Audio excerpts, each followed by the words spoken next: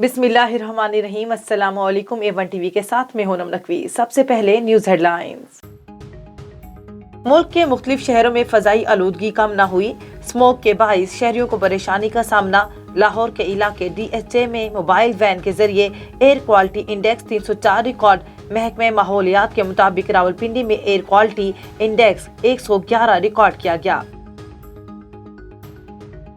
Dengue के वार जारी। खैबर पख्तूनख्वा में डेंगू वायरस से मजीद 52 अफराद मुतासिर। सूबे में डेंगू से मुतासिर मरीजों की तादाद 10,169 हो गई। सूबे में अब तक डेंगू से 10 मरीज जाँ बहक हो चुके हैं।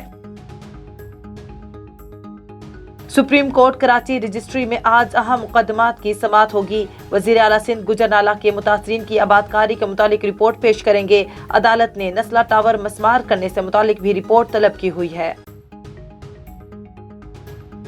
सरकारी अफसरों का तबादला। विफाक और सिंध हुकूमत में ढल गई।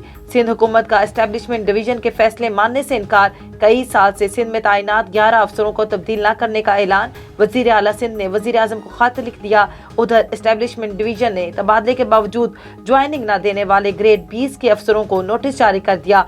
7 रोज में जवाब दाखिल कराने की हिदायत। साबिक अफगान नायब सदर अमरुल्लाह सालेह को गार्ड को आलमी दहशतगर्द करार दे दिया गया। अमरुल्लाह सालेह के गार्ड सनाउल्लाह गफारी को अमेरिका ने दहशतगर्द करार दिया। अमेरिकी महकमे खारजा ने कहा सनाउल्लाह गफारी दाइश अफगानिस्तान का मरकजी अमीर है। शनाख्ती कार्ड से गफारी के नायब सदर के दफ्तर का गार्ड होने की तस्दीक।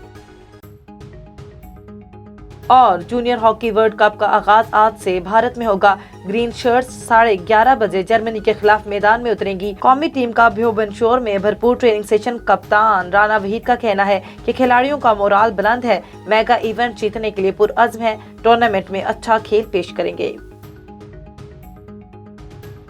हेडलाइन से फिल वक्त इतना ही। मजीद खबरों से बाखबर रहने के लिए देखते रहिए A1 टीवी। A1 टीवी, सब पे नजर, अंदर की खबर।